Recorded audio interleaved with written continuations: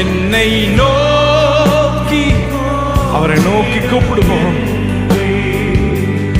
இன்னல் துன்ப நேரத்திலும் கருத்தாய் கருத்தாய் விசாரித்து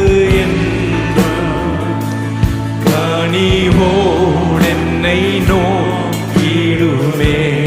கருத்தாய் கருத்தாய் விசாரித்து என்றும் உணர்ந்து சொல்லுவோமா?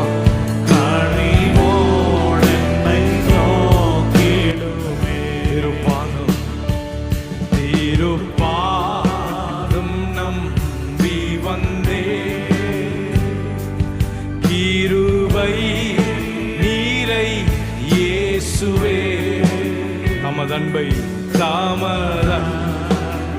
கண்டடைந்தே அவருடைய சமூகத்தில்